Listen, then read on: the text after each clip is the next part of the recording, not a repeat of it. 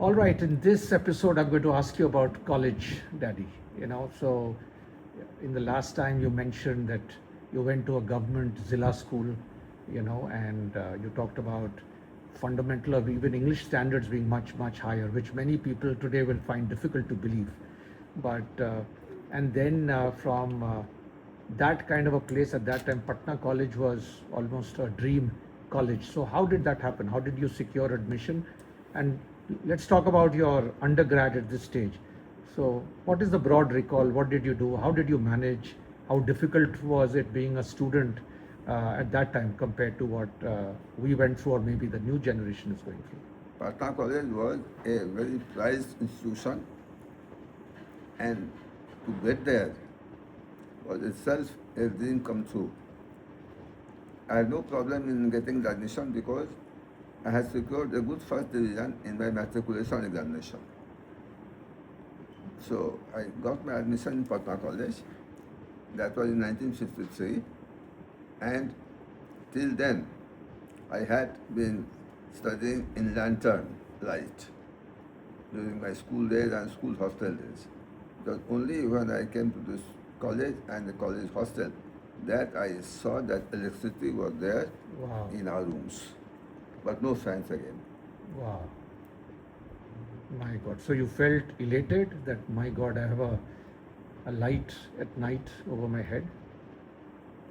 It was a new kind of experience, but more important was the hostel that I got. Patna College hostel was named Minto Hostel, and we very proudly used to say that anyone in Bihar is a Mintonian. So we were very proud of that fact. Of the alumni, of what they had achieved. And for our annual function, hostel annual function, we used to invite ex-Mintonians, where all such persons who had excelled in different fields of life. For example, once we invited Ramdhari Singh Dinkar, and at that time another Shankare, like that, not necessarily IAS and IPS and ICS. So was that the time when some aspirations started developing, the kind of people around you? What was their background? Coming from a small place to Patna at that time, was there any culture shock? Actually, not many came to Patna College from elite background. So they were unaware of the different avenues. Only it was very slowly that I also got to know about the various avenues that were open to me.